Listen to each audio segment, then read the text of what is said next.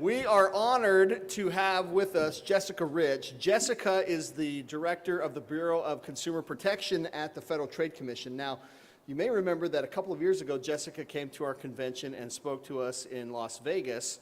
And since that time, she's actually been promoted to this position. And maybe we can take a little bit of credit for helping her move up the ladder a little bit at the FTC. And I'm just teasing. But we're really grateful to have Jessica. As the FTC's Bureau Director of the Bureau of Consumer Protection, she oversees a staff of hundreds of attorneys, investigators, and support staff, and they work all across the country, that work to protect consumers from deceptive and unfair practices in the commercial marketplace.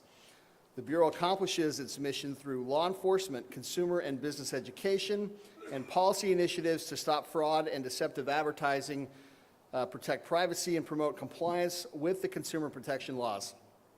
During her 20-plus year tenure at the agency, she has held a number of other senior positions, including Deputy Director of the Bureau, Associate Director of the Division of Financial Practices, Acting Associate Director of the Division of Privacy and Identity Protection. Her accomplishments include developing the FTC's first privacy and data security cases against such companies as Microsoft, TJX, DSW, and ChoicePoint, launching the FTC's first work in the mobile arena, developing the FTC's first cases to challenge unfair and deceptive practices involving mobile payments, including cases against Apple, Google, Amazon, T-Mobile, and AT&T. She's brought the FTC's first actions to enforce company commitments under the U.S.-EU Safe Harbor Framework. She's developed a variety of trade regulations, including the Children's Online Privacy Protection Rule, Gramm-Leach-Bliley Safeguards Rule, which applies to us. If you don't know that, then we need to talk. Building the FTC's privacy program from a small team to one of the FTC's signature programs. In recognition of her outstanding contributions to the FTC's mission, she has received numerous commission awards, including the Chairman's Award, which is the agency's highest award for meritorious service. She started her career in private practice in New York City as a graduate of Harvard University and the New York University Law School. Let's welcome Jessica to the stage.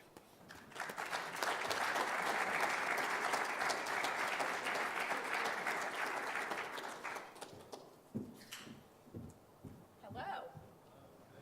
I'm going to sit because I can't see over that podium. So I don't stand at podia that I can't see over. So, good morning. I'm really delighted to be here today to speak to your membership. Oh, do I need to turn this on? Oh, there it is. I thought I was loud enough and I didn't really need it, but how about this? Is that good? And by the way, you guys like to say NIADA and say the whole thing, right? There's no nickname for it. I can't say NIADA or NIADA? I can say it? Okay, good. That'll make it a lot easier. Although I've been corrected sometimes when I say that. So as Sean mentioned, I did have the privilege of participating in one of your conferences 2 years ago in Las Vegas, and I'm even happier to be back here because it's a little easier and it's not as smoke-filled, and I live here.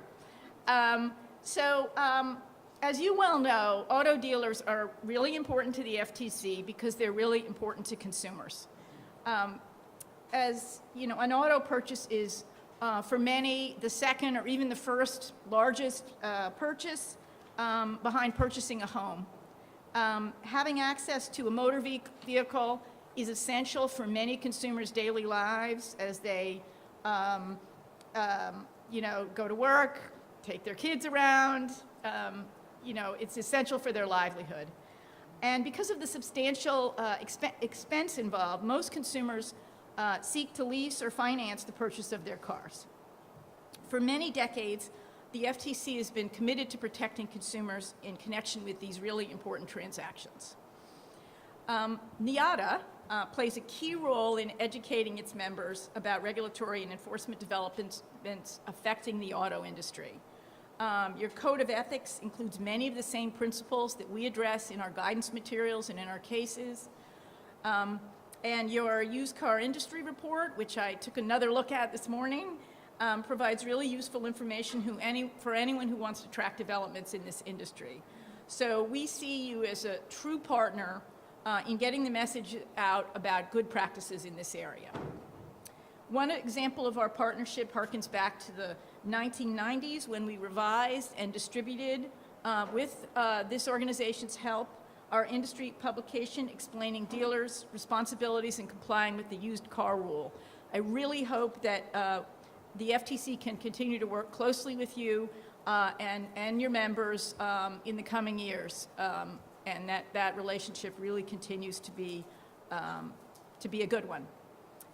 My aim today is to provide you with a brief overview of the FTC's consumer protection efforts involving auto dealers. I'll first address our legal authority in this space and then move to our recent enforcement efforts involving dealers. Then I'll briefly touch on the resources that we make available to assist with compliance, since that's a big part of what NIADA does. And hopefully there'll be time for questions and you won't ask me really hard ones. But I do have some staff over here, part of my team that is here today because we just thought it'd be interesting for you to meet them, and in case you have really interesting questions for them to hear. It's Mark Glassman, who works a lot in the auto area, and Katie Bryn, my senior advisor. So many of you are familiar with the FTC, but let me do a quick FTC 101 for those of you who aren't or need a refresher. We accomplish our consumer protection mission in a number of ways, including by enforcing various consumer protection laws, holding workshops and issuing reports on consumer protection issues of concern, providing guidance to businesses and consumers, encouraging self-regulation by industry, and working with partners at other federal and state agencies, particularly the CFPB and the states that are very active in this area, to collaborate on enforcement and also ensure consistent approaches and consistent messages. We have broad jurisdiction covering most non-bank entities. In the auto area, this means we have authority over dealers, finance companies, ad agencies, and marketers, among many others. We are first and foremost a law enforcement agency, and we enforce various laws applicable to auto dealers. One of our chief enforcement goals is to level the playing field, so bad actors are held responsible, and we stop bad practices that are injurious to consumers, and the good guys can emerge as winners of consumers' trust. Our bread and butter authority is Section 5 of the FTC Act, which prohibits unfair or deceptive practices in or affecting commerce. And that act is flexible by design. So we've used our authority to challenge a wide range of practices related to financial products and services, consumer data and privacy, consumer privacy and data security, that is, and many other consumer protection areas. We also enforce various sector-specific laws applicable to the auto industry, including the Truth in Lending Act, the Consumer Leasing Act, the Equal Credit Opportunity Act, the Fair Debt Collection Practices Act, and the Fair Credit Reporting Act, and of course Graham-Leach-Bliley. As you well know, we enforce the used car rule, which requires the familiar windshield stickers that give consumers critical information about their warranty and other important information about the autos they're purchasing. Finally, the Dodd-Frank Act, enacted in 2010, made the FTC the primary federal enforcement agency for many auto dealers. Under Dodd-Frank, we have exclusive jurisdiction over dealers that routinely assign financing to third parties. We have concurrent jurisdiction with the CFPB over other dealers, including buy here, pay here dealers, and dealers that provide in-house financing or no financing. Notably, Dodd-Frank gave us rulemaking authority to address unfair or deceptive practices related to the sale, financing, or leasing of autos. To date, we have not exercised this authority.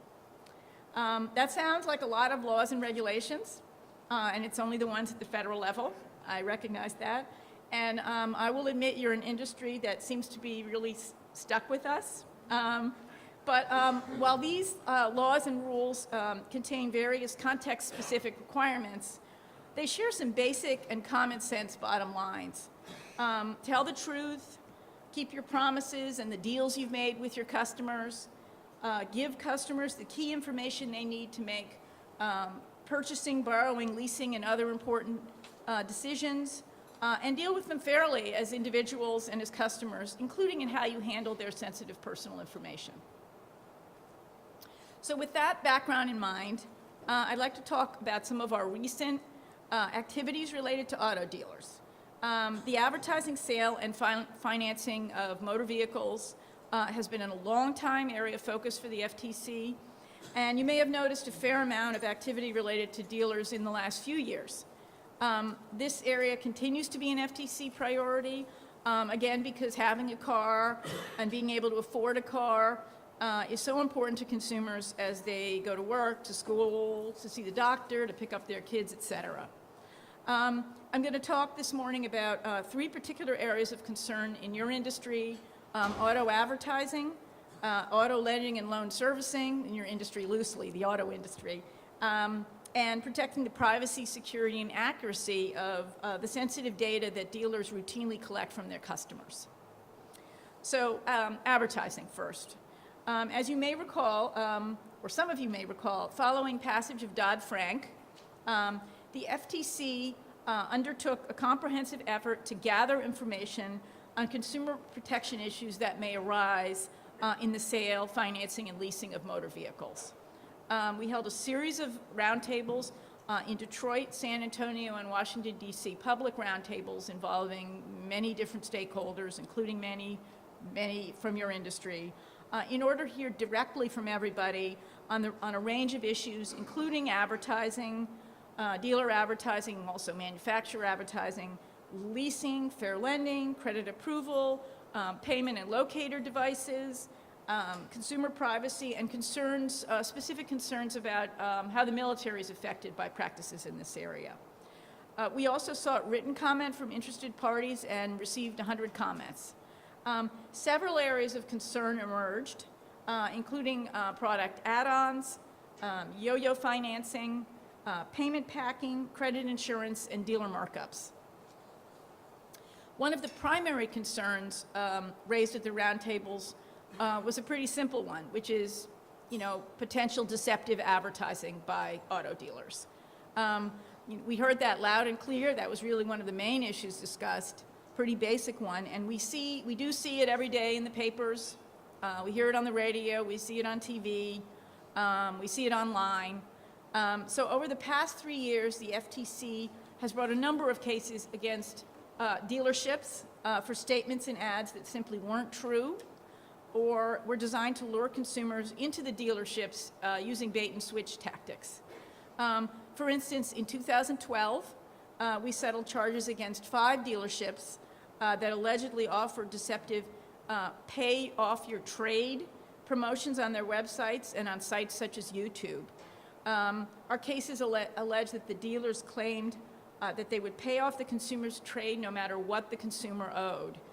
In fact, the dealers rolled the negative equity into the new loan, or in one case, made the consumer pay out of pocket. The orders in these cases prohibit the dealers from making these types of representations about paying consumers' loan balances or about the costs in terms of financing or leasing a vehicle. In case you want to look at these cases on our website, they relate to Billion Auto in South Dakota, Frank Myers Automax in North Carolina, 2 Hyundai dealers in Connecticut, and Ramsey Motors in West Virginia. The following year, we settled complaints against 2 dealerships, Timonium Chrysler in Maryland and Ganley Ford in Cleveland, for allegedly making deceptive statements regarding pricing, discounts, and rebates. In one case, the dealer's ad touted specific internet prices and dealers' discounts, but failed to disclose that the discounts required consumers to qualify for rebates that just generally weren't available to most consumers. For example, consumers had to be a member of the military or a recent college grad, or had to have a bank account at a particular bank. This was not disclosed, and therefore we alleged it was deceptive. In the other case, the dealership advertised discounts on vehicles, but failed to disclose that the discounts generally only applied to the more expensive models of the vehicles. The settlements prohibit the dealers from advertising discounts or prices unless the ads clearly disclose any qualifications or restrictions, a general rule that should apply to all advertising. And earlier this year, we announced what may be our biggest auto initiative, at least in recent years, which was Operation Steer Clear, a nationwide law enforcement sweep against 10 dealers, focusing on deceptive ads for the sale, financing, and leasing of their cars. We allege that the dealers use a variety of deceptive and misleading claims in their internet, print, and video ads that were in both Spanish and English to get consumers into their showrooms. Some of these dealers ran ads that trumpeted a low purchase price, but hid a significant down payment, often $5,000, or other upfront fees in the fine print. Others ran ads with deceptive promises that you could finance a vehicle with low monthly payments, but buried a critical detail that these low monthly payments were teaser rates that would last only a few months of the financing period. These were in fine print. In fact, the monthly payment would rise significantly afterwards to over $500 in one example.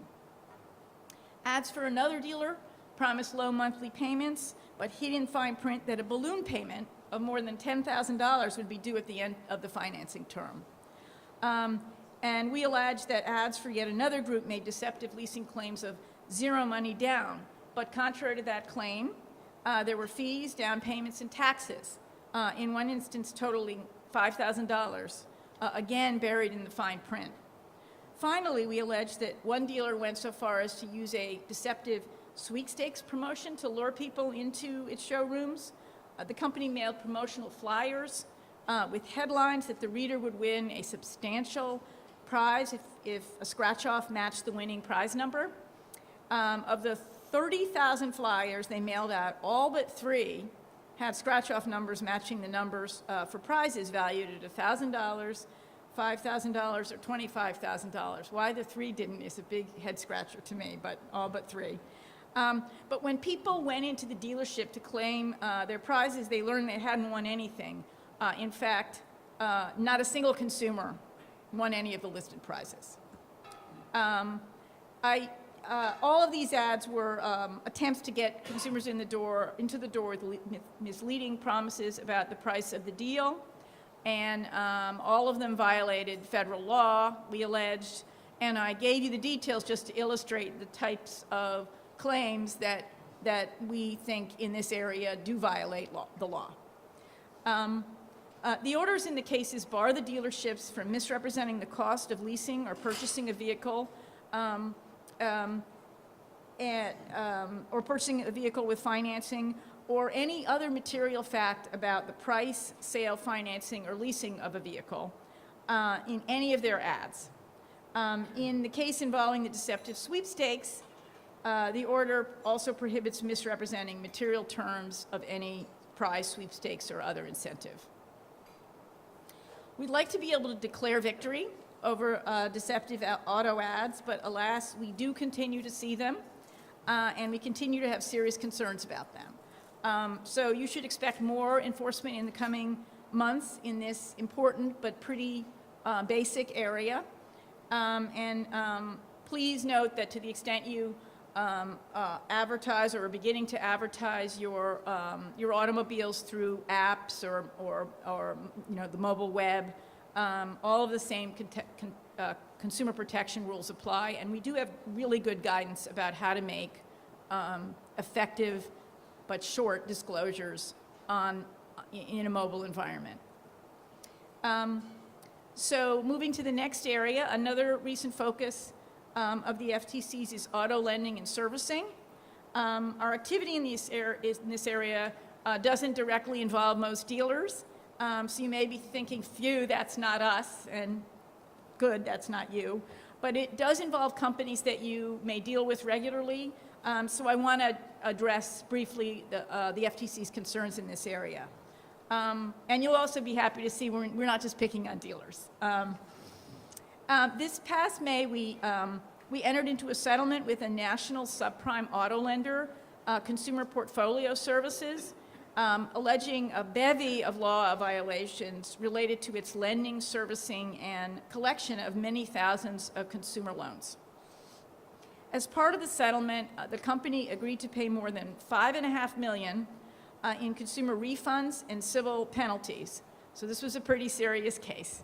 Our charges in the case illustrate many of the things that auto lenders and servicers should not do. So while our press release isn't War and Peace, I really urge, it's a must-read, I think, for people in this industry, because I think it's a good list of what not to do if you're in that space. Among the FTC's many allegations are that the company misrepresented the fees that consumers owed in the collection calls they made and monthly statements to consumers, improperly assessed and collected fees, for example, sometimes by making unauthorized debits right out of consumers' accounts, unilaterally modified contracts with consumers, for example, by increasing principal balances, failed to disclose the financial effects of loan extensions, misrepresented that consumers must use particular payment methods requiring service fees, improperly disclosed the existence of debt to third parties and sometimes harassed those third parties, called consumers at work when it wasn't permitted or it was inconvenient, and often disguised who they were when they called by disguising caller ID, which is a deceptive practice, falsely threatened car repossession, and failed to investigate consumer disputes about the accuracy of information that was going to be submitted to credit bureaus, thus potentially damaging consumers' credit histories. The order in this case requires the company, obviously, to stop these practices going forward. And the company also agreed to refund or adjust 128,000 consumers' accounts for a total of more than $3.5 million for the deceptive practices, and to pay another $2 million in civil penalties for its violation of the debt collection and fair credit laws. These were serious violations, and they're really serious consequences. Again, not you, but good to know, right? This third concern I want to highlight relates to privacy, security, and the privacy, security, and accuracy of the sensitive personal information that dealers and obviously others routinely collect from their customers. As you may know, protecting consumer information, sensitive consumer information, is one of the FTC's highest priorities, and several laws that the FTC enforces in this area, the FTC Act, the Gramm-Leach-Bliley Act, and the Fair Credit Reporting Act, apply to dealers. Many of our concerns in this area are pretty basic. When dealers collect sensitive data, they need to protect it so it doesn't fall into the hands of identity thieves or other wrongdoers. Pretty basic rule. Our recent case against Georgia-based Franklin Budget Car Sales, an auto dealer, illustrates this point. We allege that the company's poor data security practices allowed peer-to-peer, P2P software to be loaded up on it to its system. This is a very common practice in not just in dealers, but across many industries, that there's no policies or blocks to employees just loading up P2P software, and it's really very threatening to consumer data.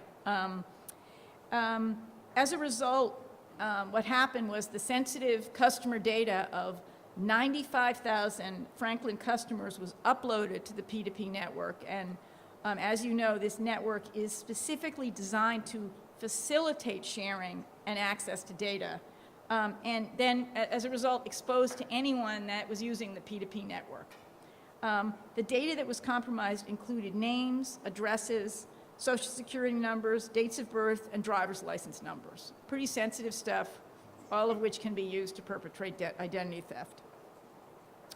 We allege that these practices violated the Gramm-Leach-Bliley Safeguards Rule, as well as the FTC Act.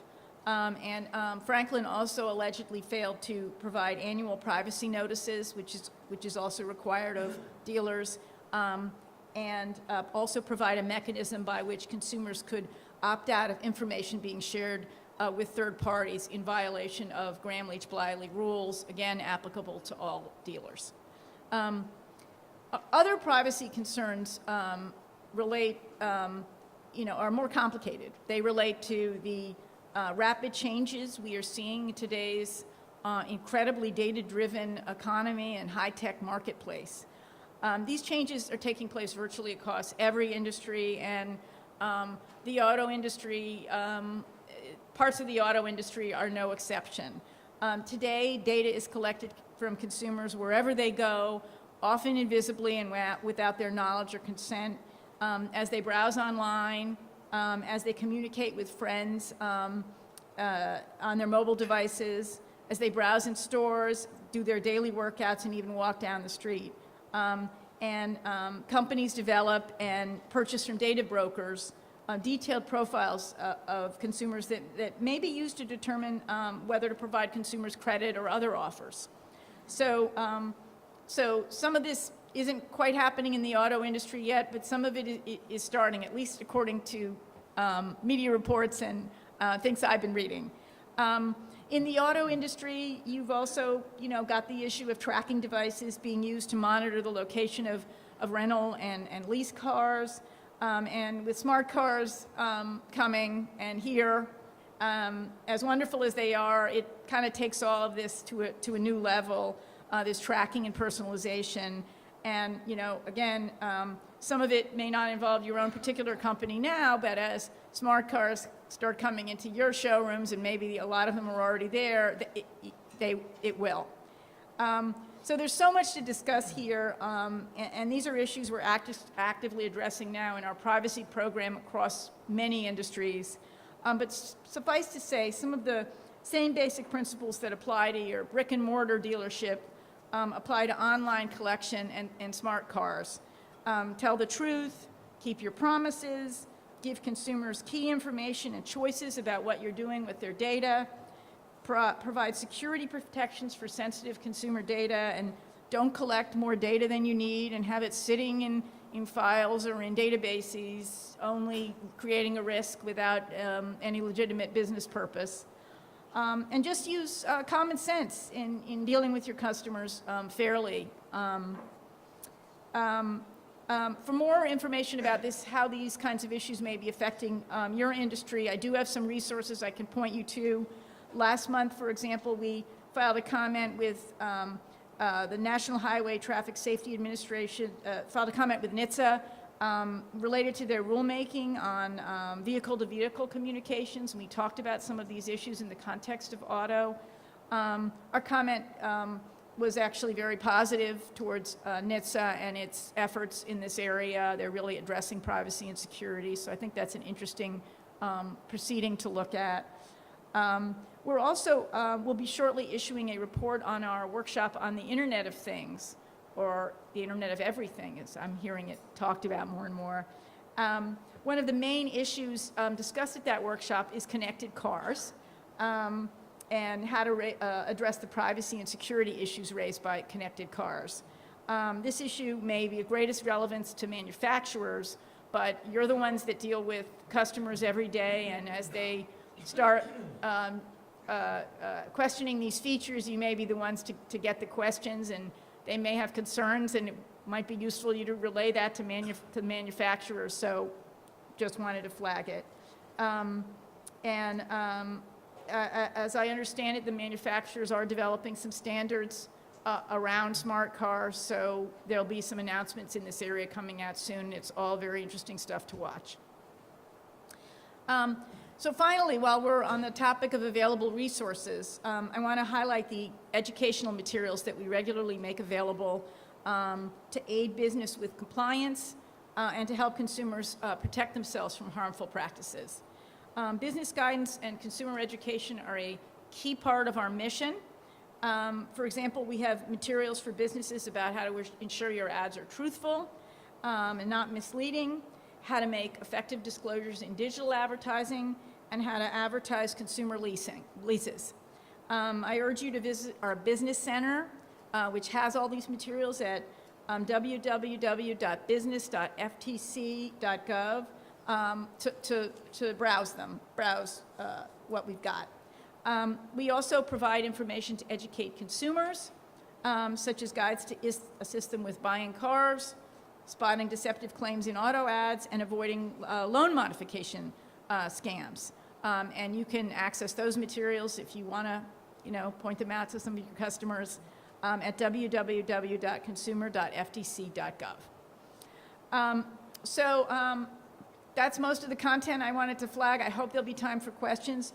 In closing, I want to emphasize that while we really do recognize that there are many federal laws that apply to auto dealers and other state laws too, most of what is required is common sense and consistent with your business goals, which is be honest, be fair, treat your customers like you want them back. And as I said earlier, our enforcement work in this area, we hope serves to level the playing field for the good guys. So we view our goals very much in line with yours. I want to mention one more item before I take your questions, because I know you're going to ask about it. And that's the used car rule. So let me address what I can without revealing non-public information, because this is part of a process that's going on at the FTC right now. As you know, we have underway an ongoing rule review of the guide, which hadn't been updated since 1995. Some of the issues we've been examining have proved to be complicated and controversial, particularly the issue of how to provide consumers with whether and how to provide consumers with vehicle history information. This is an incredibly important issue for consumers who don't want to unknowingly purchase a car that was damaged and rehabbed, et cetera. We will soon be announcing our next steps in this area, so stay tuned for that. So thank you again for having me. I'd like to take some questions if there's time. Plenty of time. Plenty of time. That's what I was afraid of. No. I've got my helpers over here. You find the case of the list of things not to do? What was that case? Consumer portfolio services, but that's related to lending and servicing. Consumer what? Consumer portfolio services, and it was this year.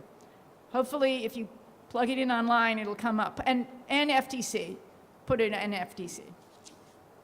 Don't use our own search mechanism on our website. Google is much better. I didn't say that. My question is concerning an adverse action letter. Customer arrives at a dealership and cannot obtain financing.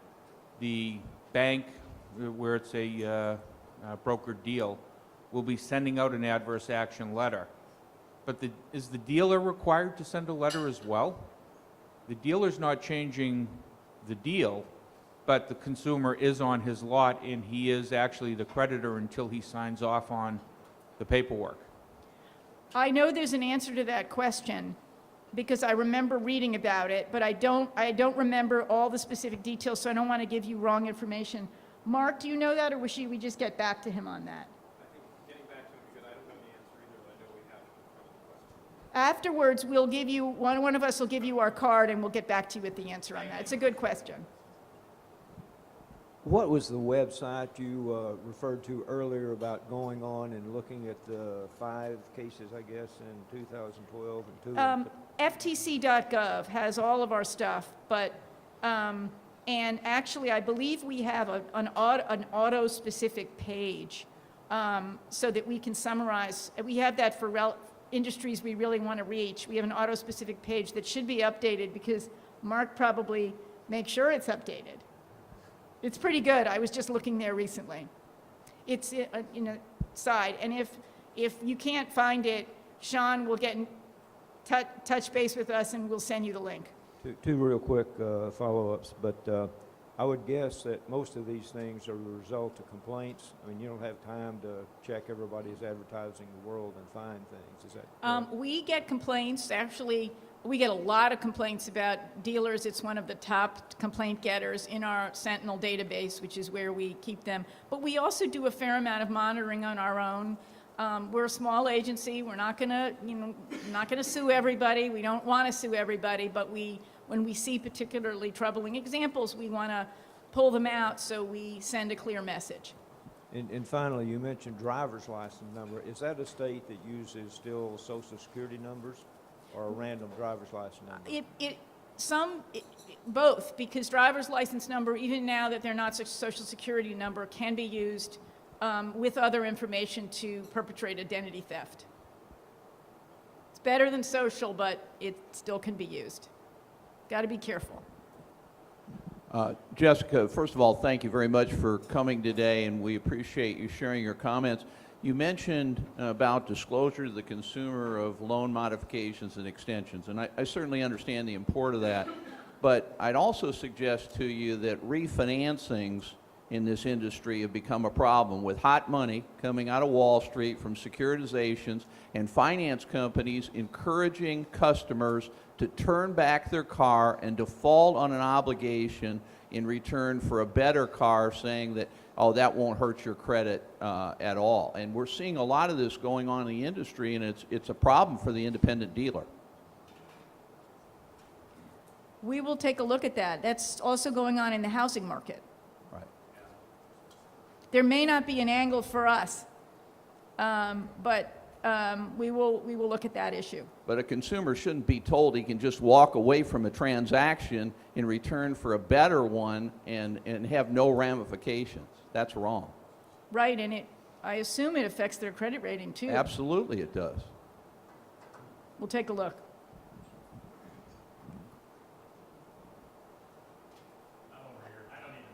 He's Good, because loud. I didn't need the workout this afternoon either. Can you speak to the FTCs that I think that person there's some, you're looking at payment devices, GPS devices, and payment interrupt devices, technology. Can you speak to that and what's going on at the FTC? There have been allegations that we receive from time to time. Obviously I can't speak to anything non-public what we're doing.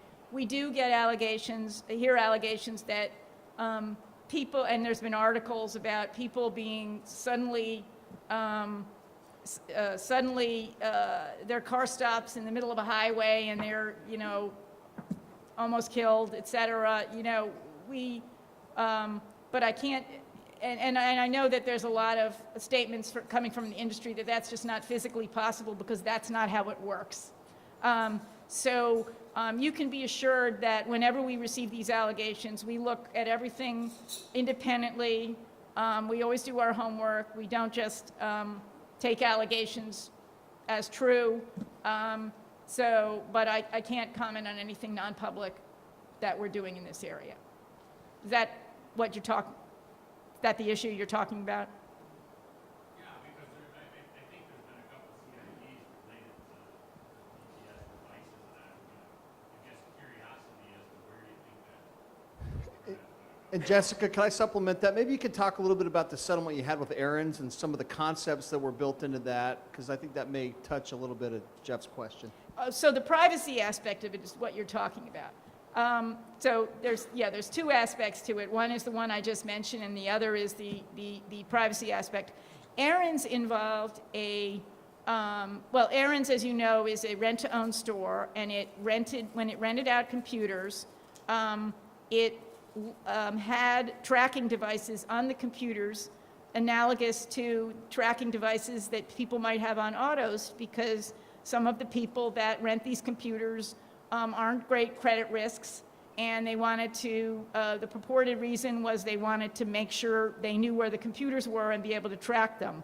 Unfortunately, the tracking software tracked everything.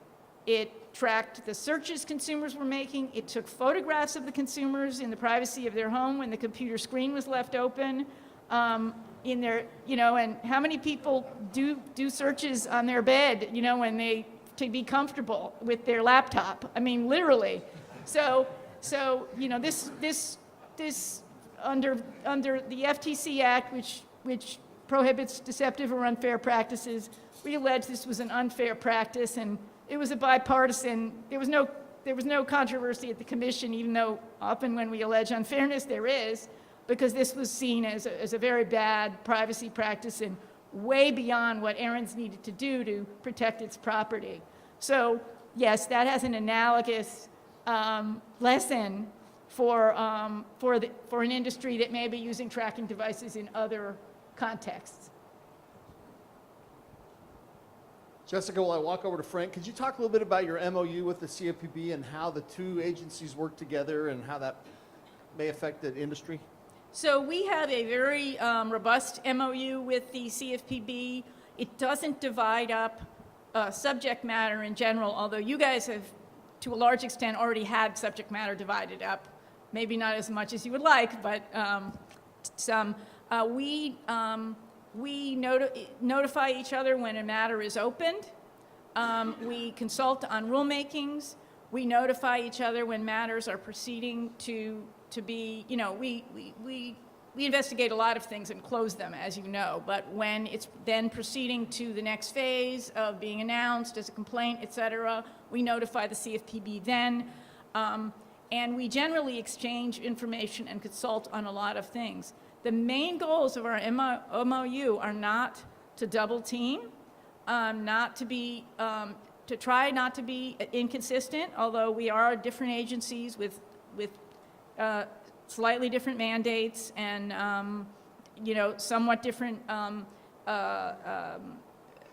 tools. We are more of an enforcement agency, for example, and they are more of a regulatory agency.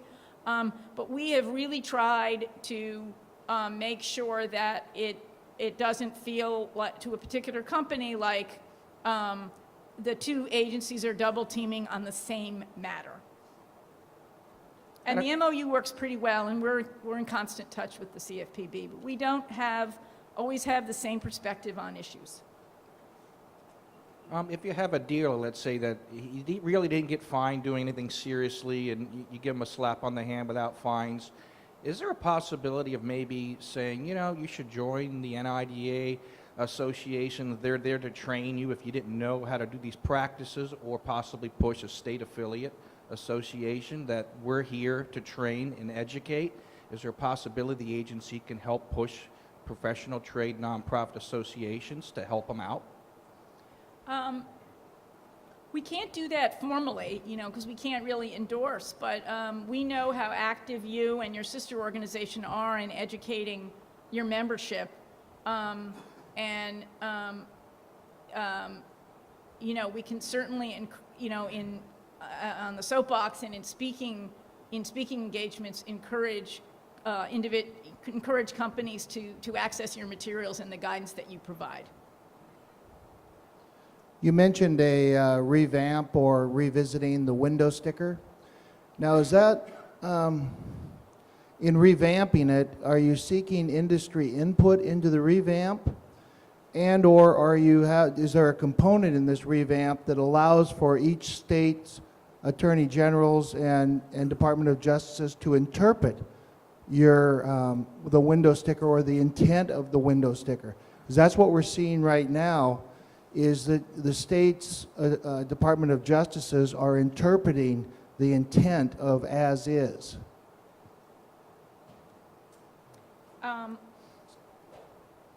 I'd have to look into the issue you just mentioned. In terms of the process we have in our own rulemaking, we've already been out with issued publicly some proposals and requests for comment in this area that industry has been able to respond to, as well as the AGs and consumer groups, and we've gotten a lot of comments. Everything that we do is with the public input of anyone that wants to comment. That's part of our process. So if we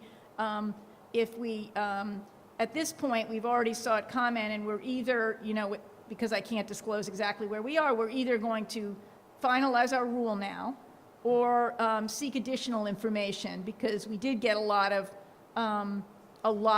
comments in the last round that disagreed with each other. And so, but, you know, whatever we do will be with a lot of input from industry. And Gary, let me just chime in.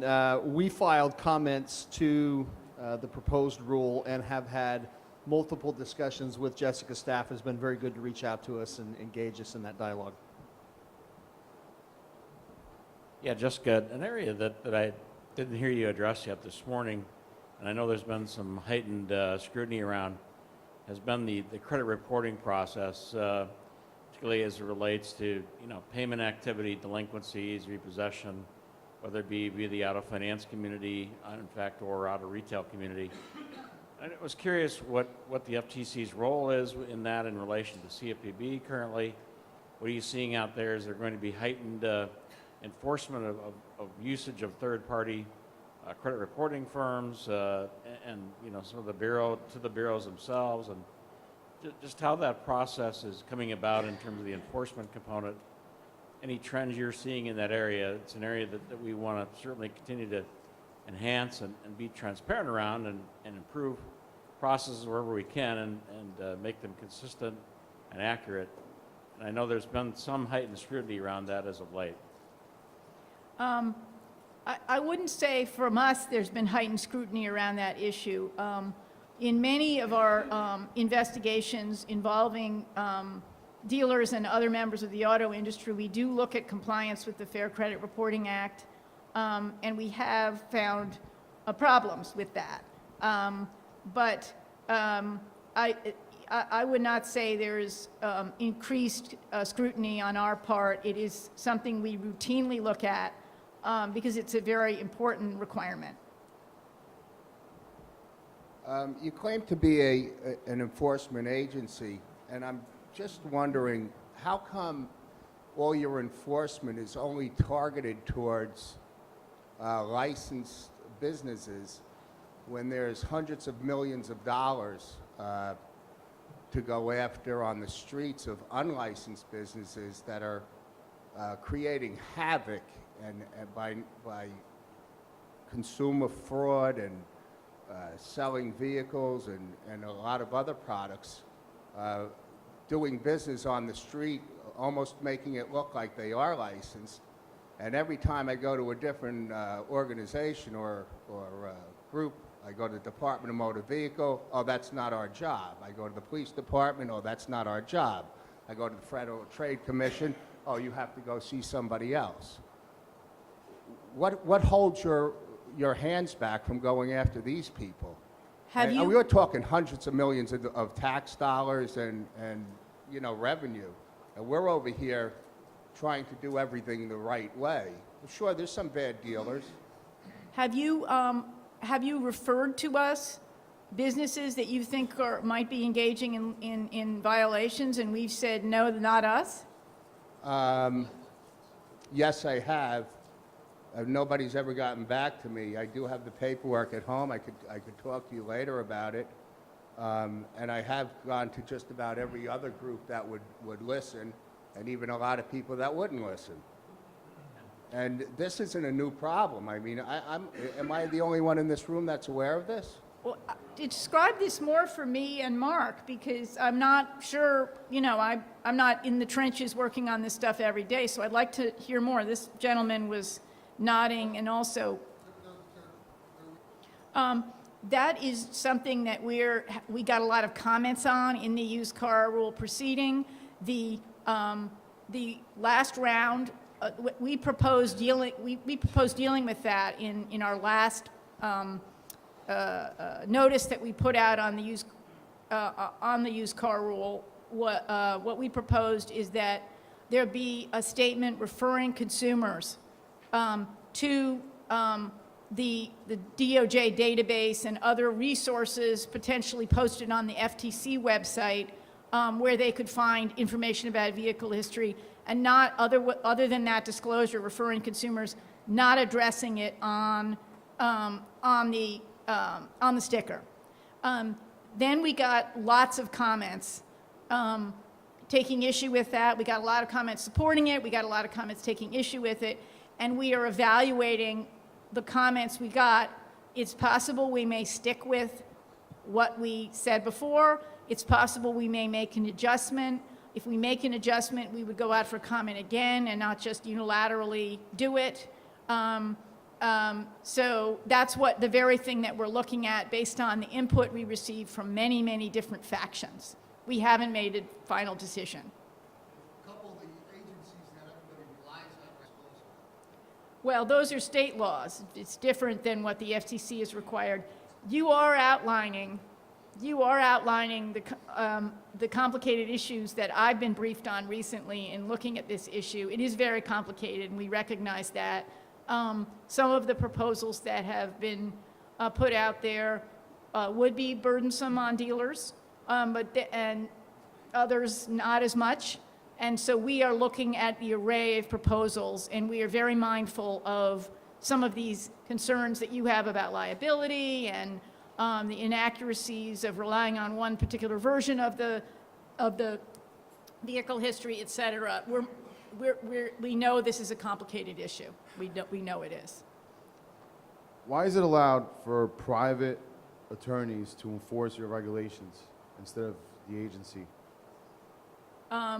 Which regulations are you referring to? All. Not all of our regulations have private rights of action. Oh, actually, not that many of them. So, but some may. It may be that certain states have given private rights of action that parallel private rights of actions in their states that parallel some of the requirements that we have. But in general, most of our regulations don't specifically allow enforcement of those regulations by private parties.